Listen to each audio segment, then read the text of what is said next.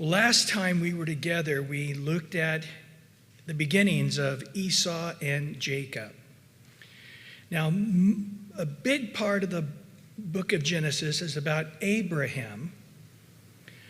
The largest part of the book of Genesis is about Joseph. But there's a good amount of part about Jacob. But there's actually only one chapter and a little bit more into chapter 27 on Isaac. Interesting, isn't it? A bunch about Abraham, Isaac, one chapter, quite a bit about Jacob, a lot about Joseph, and then we go into the book of Exodus. And so before, you sort of pick up steam as you're getting to the end of chapter 25, where Jacob gets Esau's birthright by causing him to have to buy the stew. Esau was a man of the flesh. He was a man of just the here, the now, the moment. Gets up and he goes hunting. He's a man of the earth. And, he comes in from hunting. He didn't do real good. And he's starving. I'm going to die. Of course, there's bread and cheese and fruit. And I'm sure there's all kinds of stuff to eat. But he smells the stew, and he's just got to have the stew or he's going to die. And Jacob, we're going to discover, is like we see in Abraham and Isaac. They have a transition time of learning to trust God. And while they're not fully trusting God, they're doing their little human, she's not my sister, she's not my wife, she's my sister. Jacob, we're going to see next week, he dresses like Esau and takes his birthright from Isaac because it's his, because he stole it from Isaac or made him have to buy it. And so we see that these guys struggle in coming to the place to truly walk by faith. Of course, Jacob, we're going to see a huge moment in time where God literally lames him, blowing his hip out to get him to quit his earthly, fleshly ways and have to slow down and take things half a step at a time to get his eyes on the Lord and begin to walk by faith. But I think Isaac is now in charge. Abraham, we saw last week in chapter 25, is now dead. And Isaac, I think the full weight of being the guy in charge is sort of smashing him. And he's afraid of it. And immediately when he takes over, there's this incredible famine in the land. Now, he wasn't around when this happened to Abraham, when he first started. Remember when Abraham first steps into the promised land, there's this famine. He immediately goes down to Egypt, and we know that story. We picks up Hagar and the fleshly mess that ended up evolving over 20 years because of that. And, I think that we've got to be really careful when we tell people to come to Christ because he's the only way, truth, and life. But I think that sometimes people say, if you come to Christ, you'll have no more worries. If you come to Christ, the wind will always be at your back. If you come to Christ and walk and obey God, everything will be sweet and beautiful and sunshine and flowers and butterflies and then people step in and Satan's there just pounding them and the worries and the difficulties of life are just as great. A lot of times you got used to having the peace of the world. And you lose the peace of the world when you get the peace of God. All of a sudden, people that you butted around with and did all kinds of sinful things with, and you're trying to step away from them, don't like that. Hey, you're not going to the bar with us after work anymore?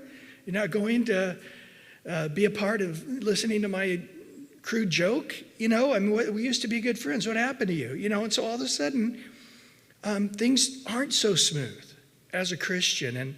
And I think it's important to make it clear that being a Christian doesn't mean things go our way. Solomon said, God makes the rich and God makes the poor. That there's people in every economic cast and every kind of difficulty. Moses couldn't talk so well, and God said, I made the blind. I made the lame. I made them. I made your mouth. I know that you have a speech impediment, and that is the person I want to declare to Pharaoh, not some powerful baritone voice, thus saith the Lord, Pharaoh. He stuttered and had a hard time talking, and it wasn't about him and his oratory or his great leadership. It was about the power of God's word, period, not his excellence of speech. As Paul said, when I came to you, I didn't come with excellence of speech or his wisdom. And I think a lot of times God's glorified. But Isaac steps into the role, and all of a sudden, things are falling apart. And the one issue that we're going to discover in this chapter is these guys lived in the desert, man. Water, finding water, digging wells, it was always an issue. So it was already tough to get enough amount of water if you were a large group, which Abraham's group and Isaac's group was pretty large. And especially if you're Bedouins traveling around, you're going to be borrowing somebody's water somewhere, or trying to dig a well next to their well and getting their water, indirectly, making their well go down. So it's already sort of an issue of just, and this is what God set up. When we get later to Exodus, God said, I'm doing this. I'm taking you out of Egypt, where you got this giant Nile River and all this water. You don't know how much to do with it. You got plenty of water, as much land as you want to fertilize and grow. It's just sort of endless. But I'm taking you to a place that you're going to have to trust me every year of your life, because you're going to plant and you're going to need me to water. And then when things are done being watered, you need me to shut off the water so you don't get too much water. And that is going to be, and that tension of always needing me to give you rain at the right time, it's going to keep you on track. It's okay. It's okay. That tension is a good thing. And so Isaac is, I think, as we go on here, is feeling very insecure. He's afraid. And there's this famine that hasn't seen the likes since Abraham came into the promised land 100 years earlier. Okay, Abraham died in 175. We happen to know in Genesis 12 he was 75 when he walked into the promised land. And that's when the famine had. So we happen to know there's 100 years difference here. And so this is the first time since the days of Abraham they experienced this depth of famine. And Isaac went to Abimelech, king of the Philistines in Gerar. He's trying to find security.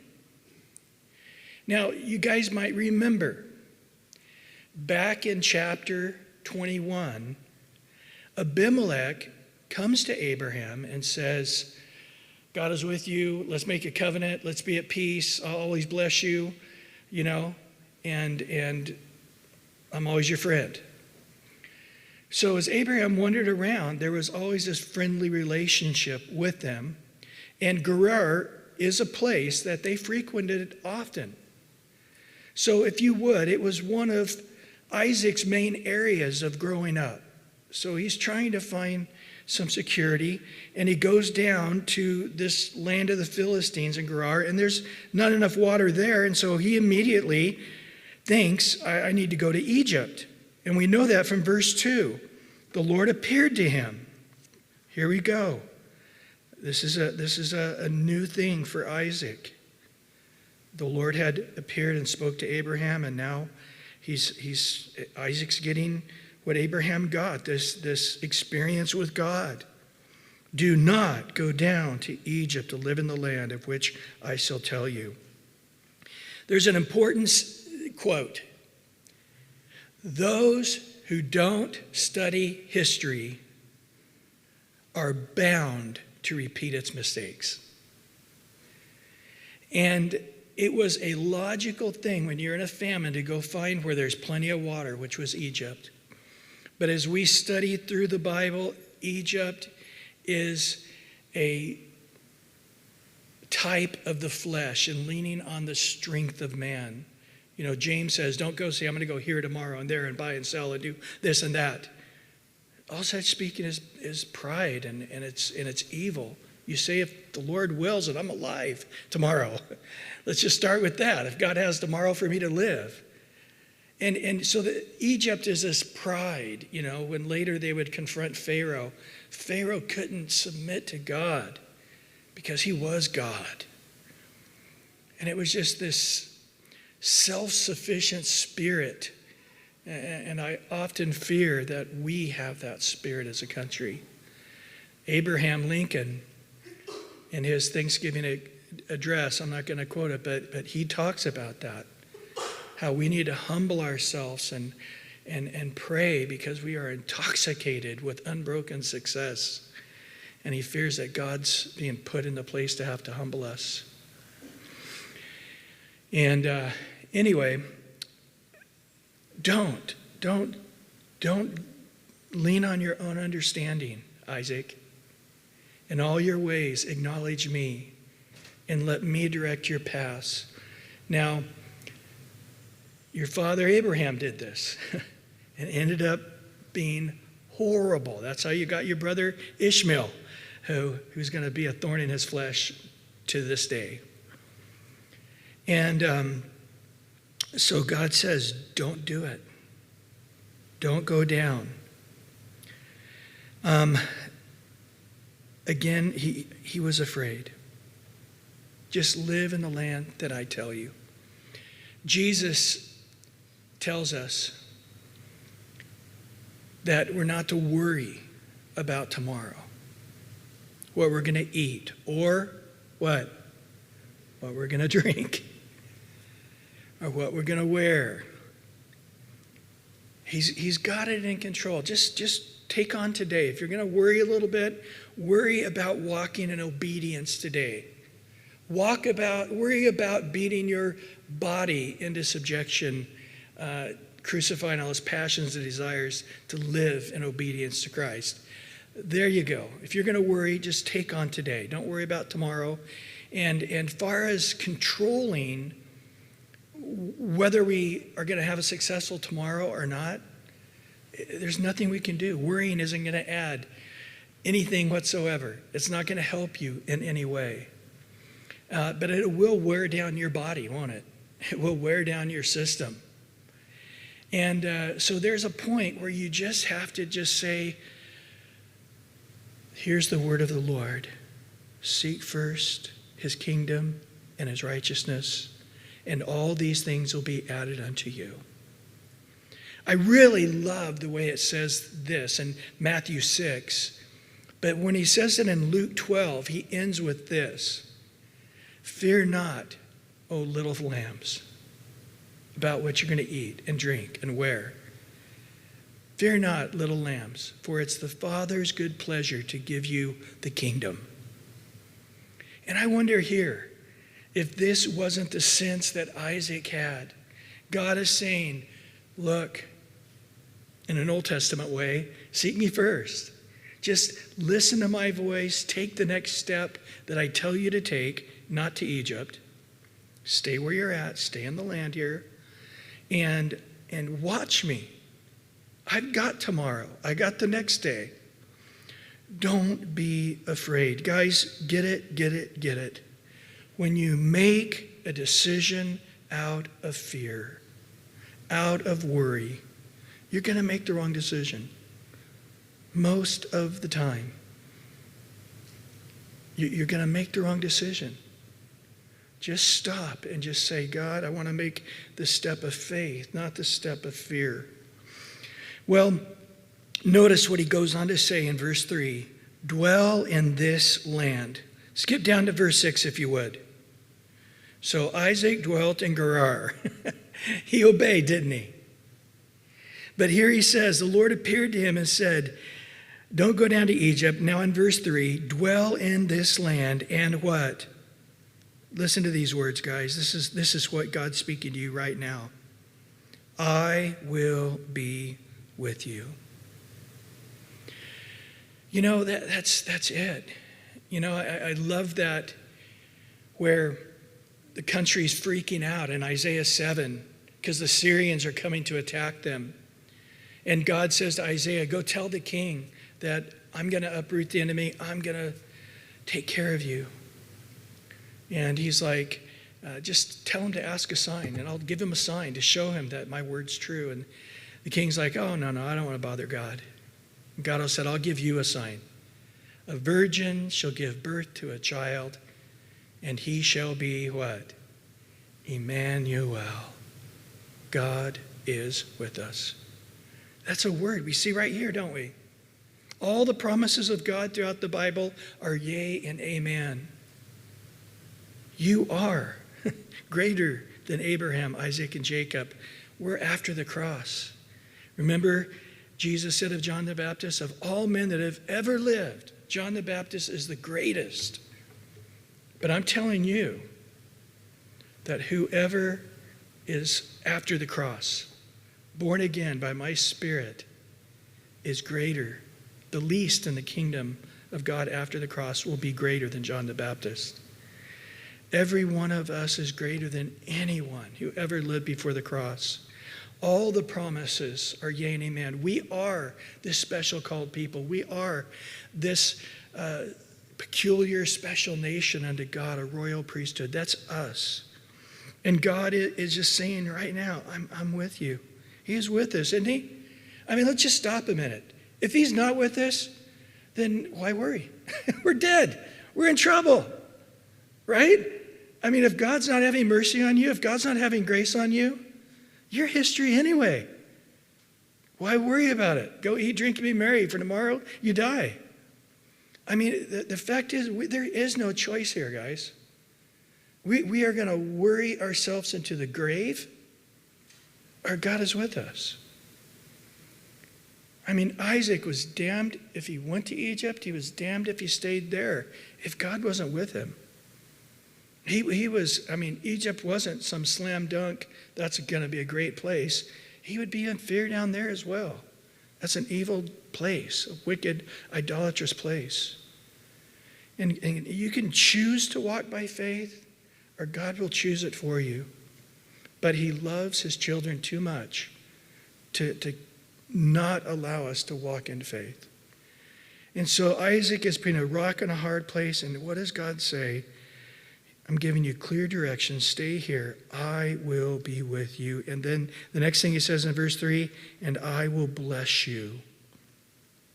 For to you and your descendants I give all these lands, and I will perform the oath which I swore to Abraham, your father. So here's Reader's Digest version. Everything I told Abraham, you know. Well, turn back to Genesis 12, just in case you don't remember. Genesis 12, verse 2 and 3. God says, I will make you a great nation. I will bless you and make your name great, and you shall be a blessing. I will bless those who bless you, and I will curse him who curses you. And in you all the families of the earth shall be blessed. Now, what's important here on this is he's going to specify this in this promise to Isaac right now.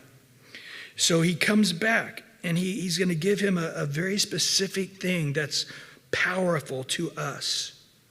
So everything I swore to Abraham, it's upon him and his descendants. That's you, Isaac. You're the son of promise. I'm going to bless you and make you a blessing. All the nations of the world's going to be blessed. And then he says it again in verse 4. I will make your descendants multiply as the stars of the heaven. That was much later when God spoke that to Abraham in chapter 15. So he's now adding that to it. And I will give to your descendants in all these lands, and in your, listen guys, what? Seed, all the nations of the earth shall be blessed. Now, we know how that should be translated, right? Seeds. He's talking about a group of people. Your descendants, going to give them the lands, and your seeds. But he didn't say that. He says seed. In the book of Galatians, he says, and why did God say seed? Because he was referring to Christ. How is Israel going to be a blessing to the four corners of the world? By giving us the Messiah. And that's why Paul says in Romans 9, it's like, pray for the blessings of Israel. Let's just look at it this. They gave us a Messiah. We owe them. And God's still not done with them. If we bless them, we'll be blessed. If we curse them, we'll be cursed. They are still God's chosen. God says, I will be faithful. This covenant is forever with you. He's going to repeat this so many times. And so the Messiah one day is going to come through you, and the entire earth is going to be blessed. And verse 5, because Abraham, listen to this, number 1, he obeyed my voice. Number 2, he kept my charge. Number 3, he kept my commandments. Number 4, he kept all my statutes. And number 5, he kept all my laws. Gee, I'd like to read about that, Abraham. We just studied the life of Abraham. Was that what you took away from studying the life of Abraham? It blows me away. In Romans 4, it says that Abraham, this father of our faith, the great man of faith, he never staggered in unbelief. Well, unbelief, okay, how do you define that? But as far as staggered around trying to figure out how to walk by faith, oh my goodness. As one commentator said, he looked like a drunken sailor stumbling around trying to walk by faith. But look at God's commentary. The life we just saw, guys, does it matter what anybody else thinks? When we breathe our last, the Bible says that is appointed every man to die, and after that, judgment. We're not going to stand before a group of angels or a group of men that are greater than us, the apostles or patriarchs. We're standing before one judge. To the Lord alone we live or stand. And we see the way he's looking at this. It's amazing to me. Later it says in Acts chapter 13 of David, it just says he was a man after my own heart who did all my will. We just studied Lot. Were you guys with us a few weeks ago? The guy is living in Sodom and Gomorrah. His wife turns to a pillar of salt. His daughters get him drunk several nights in a row, and he has kids with his own kids. And that's about it, guys. He lived in a cave. But what does it say in Peter? It says, Lot was a righteous man whose righteous soul was vexed every day. It's like, we didn't see that, did we? We didn't see anything righteous in Lot. But God doesn't look just on the outward man, does he? God looks upon the heart. And this is why Paul says, I don't care about, in 1 Corinthians 4, he says, I don't care about you judging me. And as far as I know, I can't even judge myself rightly. But we're all going to one day, the light's going to be shown, everything secret is going to be shouted from the rooftops, there's going to be clarity, and God's going to judge. And there's one thing. That's it. Have I been found faithful? That was it. Did Abraham faithfully follow God? He did. I can say he did that. Did Lot leave Sodom and Gomorrah when the angels told him to get out? They had to grab him by the arm and drag him out, but he did leave. That was it. That's the only time we ever know that he was supposed to obey God, and he did. So when I look at this, my heart is full of hope. Because if this is the way God judges Abraham, there's hope. God is really focused in on the things we do right, and he's full of mercy on the things we don't do that aren't so right. That's what this tells me. That's what it tells me when I look at the commentary on Lot. That's what it looks on me when I tell the commentary of David in the New Testament. And here I see that God is just full of grace upon grace, and that he does look at us as a father, looks upon his children. So the Lord looks upon us. He pities us. He knows we're but dust, and he crowns us with loving kindness and tender mercies. And that's exactly what we see here. So Isaac, I just want to tell you what I saw in Abraham. He was a man that ultimately yielded to me, even though it was a struggle at times. He did yield to me, and he was a man that I could bless. And now, as I promised him, this blessing's going to you. And I love what Isaac did. Okay, verse 6. So Isaac dwelt in Gerar. I submit. I submit. Yes, Lord. I'm not going to Egypt.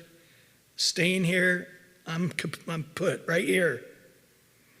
Well, again, even when we obey God, there's attack, there's struggle, there's difficulty in walking by faith. And so as Isaac is staying put, the men of the place ask about his wife. And he said, she's my sister. Does this sound familiar, guys? You know, it's funny that the Bible says that Abraham only half lied because Sarah was his half sister. They had the same dad, but not the same mom. But Isaac here just lied. It sort of makes you wonder if some of this stuff isn't in the DNA, don't you wonder? Or it was something that he had heard through the grapevine that worked for Dad. And when we go back in chapter 20, when Abimelech asked Abraham, he goes, I just, way back when me and Sarah first got married, I just made one of the agreements we made before we got married is that if I was ever in a place of being afraid because of your beauty, you would immediately step up and say, you're my sister. Will you do that for me? Okay, then let's get married. I mean, that was what we find out. So here, maybe the custom to some degree passes. And so it tells us again, for he was afraid. So she is my wife because he thought, lest the men of the place kill me. For Rebekah, because she is beautiful to behold. Now it came to pass, when he had been there a long time, that Abimelech, king of Philistines, looked through a window and saw, and there was Isaac, showing endearment to Rebekah, his wife. And Abimelech called Isaac and said, quite obviously, she is your wife. So how could you say, she's my sister? Isaac said to him, because I said, lest I die on account of her. So exactly like the story of Abraham, when Abimelech said, why did you do this? Well, Abraham first said, well, she is my sister. I didn't completely lie. But that was bad. But here he can't say that. But Abraham did say, I just did not think the fear of God was in this place. You guys are wicked, pagan guys that seem like the kind of guy that would kill somebody to take his wife. That's my impression of you guys. And so that's why I said that. And evidently, years and years later, over 50 years later probably, Isaac has the same sense. And so Abimelech said, well, what is this you have done to us? One of the people might soon have laid with your wife, and you would have brought guilt on us. Remember in the story with Abraham and Abimelech, he did take her into the harem. And God said in a dream to Abimelech, you're a dead man. And then when they did the calculation, it had been almost a year since anybody had gotten pregnant in the entire country. And God said, we'll have Abraham pray for you and you guys will be healed. So here he's saying, man, you could have really messed us up. And here he gets rebuked by Abimelech, just like Father Abraham. And he charged all his people, saying, he who touches this man or his wife shall surely be put to death. So, man, just like with his father, there was a fear of God in him. Of like, man, if we had touched her, we would be dead. And so nobody touches this guy or his wife or anything of his, and there was just this fear of God upon them. And so Isaac, verse 12, this is powerful. Then Isaac sowed in that land and reaped in the same year, what? 100-fold. You guys realize that's impossible, right? Without God. And the Lord blessed him. So here's Isaac. He's got the weight. He's afraid. He runs over to Abimelech. God says, don't go to Egypt. He doesn't go to Egypt. He's there in the land. It's in the middle of a famine. Things are hard. Then he's afraid, and he says, oh, that's my sister, and lies. So, and how does God respond to this? God blesses him. It's the kindness of God that leads us to repentance. God deals with us, guys, by grace. And this is, again, where Christianity and all other religions differ. All religions of the world basically say you'll get the blessings of God when you prove that you're obedient and do everything right. And that's how we know that you're being obedient and right, because the blessings are coming. But don't expect any answers to prayer. Don't expect any goodness from God.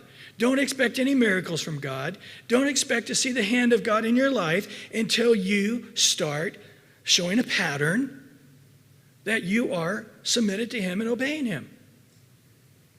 And so you're always sort of in this doghouse, you're sort of always on probation with God. And just as soon as you're almost, you got enough days or years behind you that's showing pretty good consistency, something happens. You're like, oh man, I'm starting back at zero, trying to get God's favor again.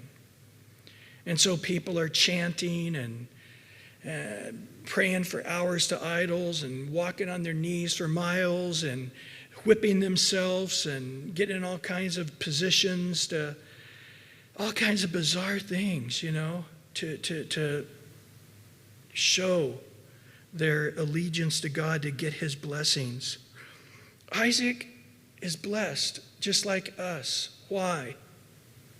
Because that's our God. Well, Isaac sure wasn't very faithful.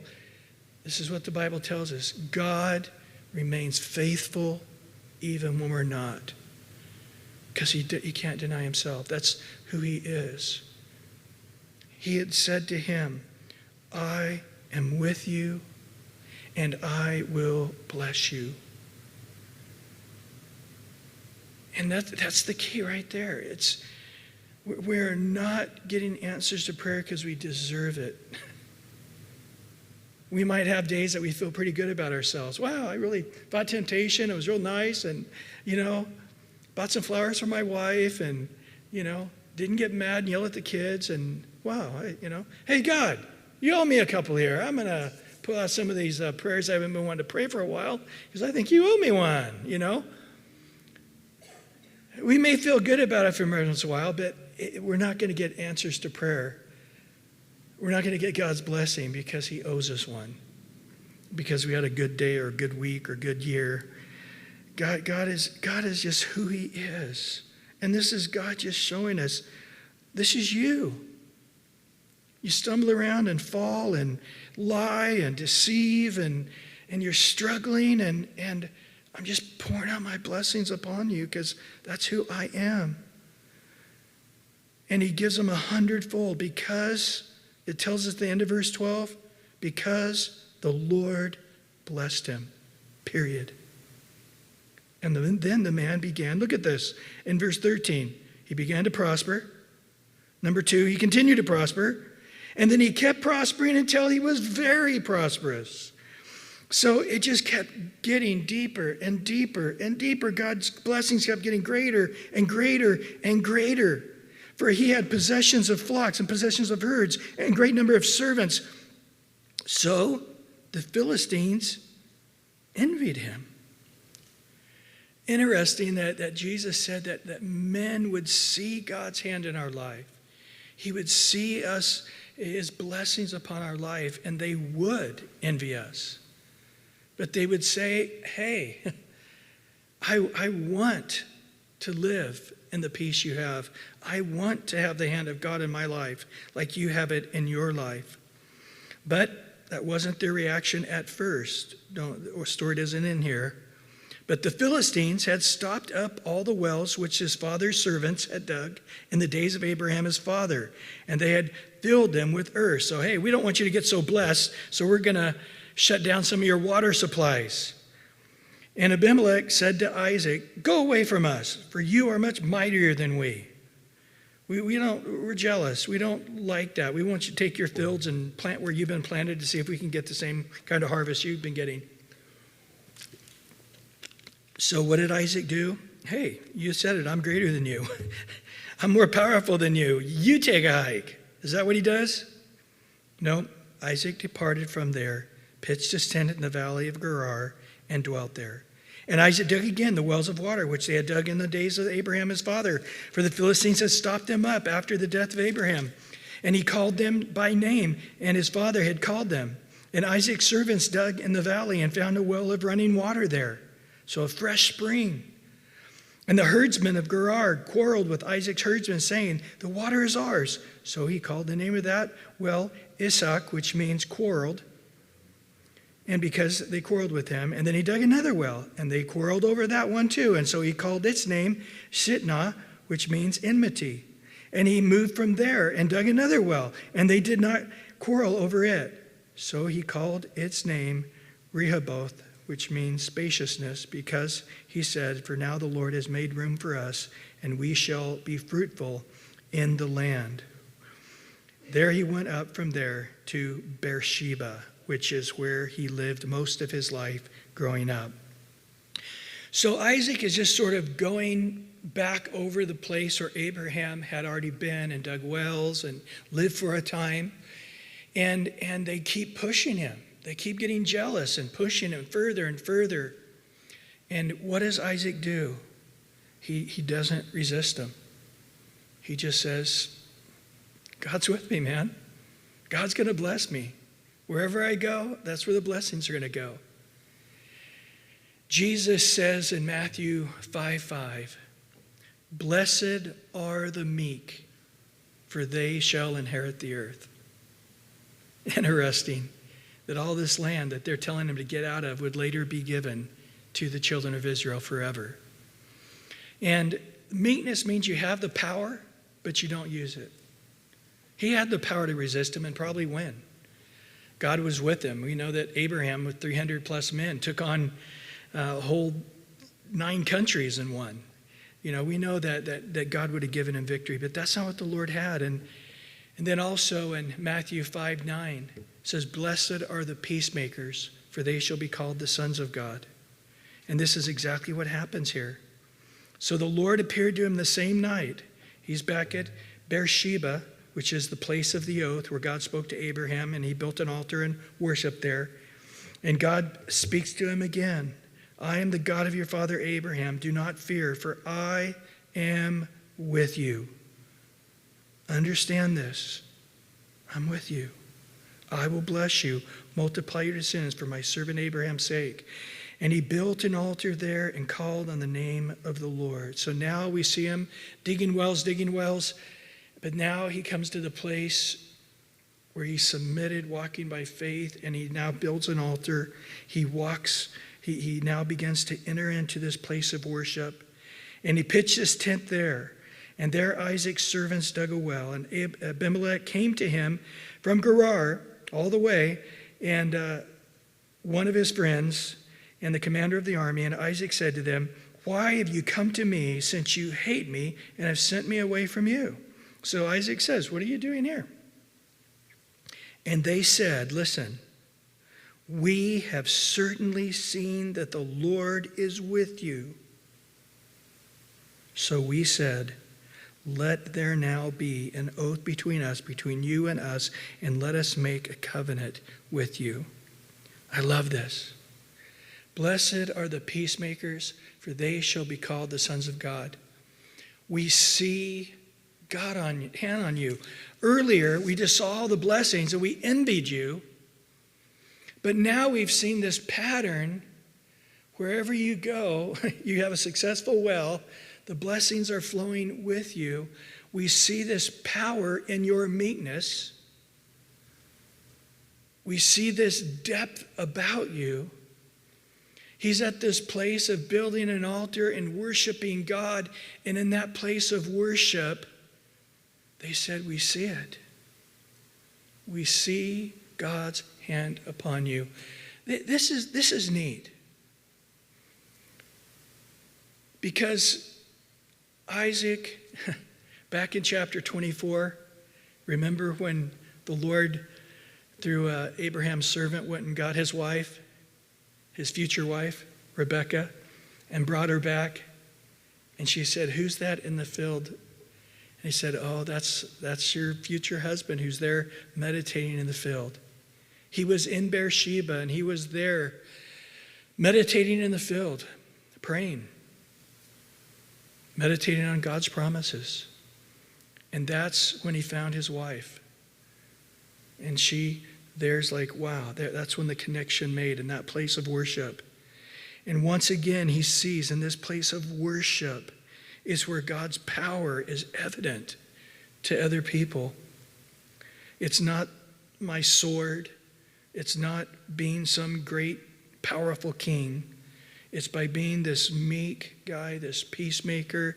It's by being this worshiper of God, being the light and the salt of the earth.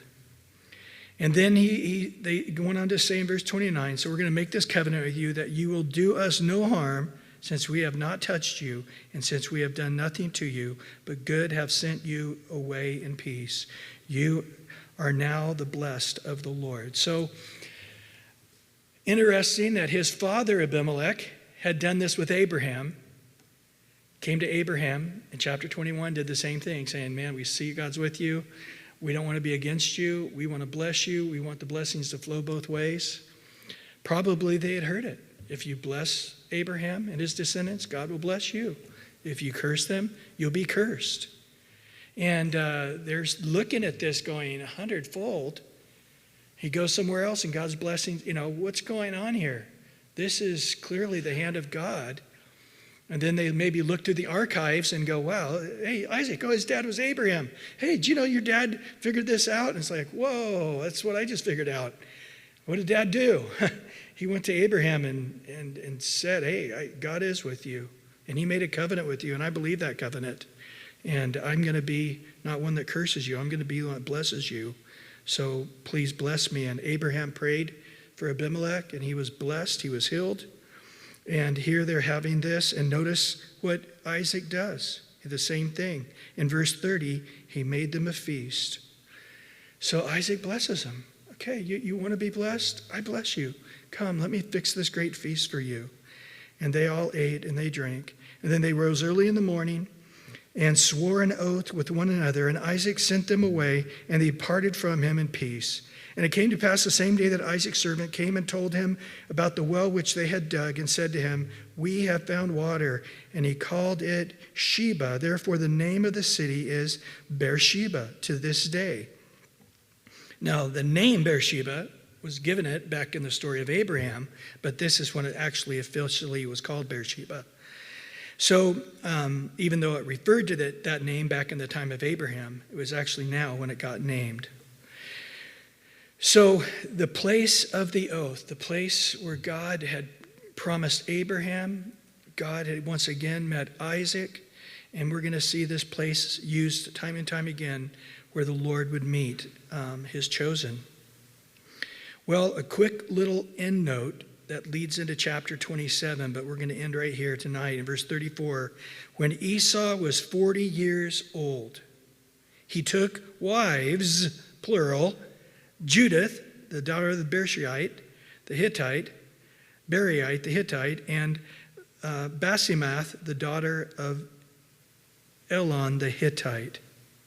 And they were a grief of mind to Isaac and Rebekah. Now, there's no doubt in my mind that Esau knew the heart of God on this issue. Hey, Mom, Dad, how did you guys meet? Oh, well, hadn't married. I got up there. I was about 40. I was 40 years old when me and your mom, I was checking out the ladies, and Dad said, no way are you going to marry anybody from the Canaanite culture. That would be an offense to God. And my dad's servant went back to his hometown and found Rebekah. She was amazing. She was willing to water all the camels, and she fed them and took care of them. And it was just God just making it clear that that's to be my bride. And her family did everything they could to tell her not to come, but she knew it was God, and she was supposed to come and marry me, son. And I was out in the field right here at Beersheba worshiping God, and I was 40 years old. And there was my bride, this beautiful Rebekah from my dad's hometown back in the Ur of the Chaldees. And it's important to God that we don't marry these Canaanites. But here's Esau, this man of the field, this hunter, this warrior, this guy who was a man's man, and he comes in and, I'm starving, give me that stew. And it says he sat down and ate, and he arose and left. And he despised the birthright. He despised spiritual things. There was this root in him that just had he just wanted it today. He wanted his needs today. He wanted whatever he wanted now. He didn't want God's will. He didn't want to wait on God. He didn't want God's direction in his life. Oh, wife, food, red stew. Well, now, give me my birthright. I don't care about that. Oh, I remember Dad's story. He was 40 years old. He went out and got his bride. I'm going to go get mine. Ooh, I like that one. Ooh, I like that one too. I'll take them both. Come on, you and you. You're my wives. Let's go home. And he comes home with these Canaanite women going, hey, Mom, Dad, congratulate me. I'm married twice. Let's go have our honeymoon, sweet ladies. And he's clueless. He has no idea what he's doing.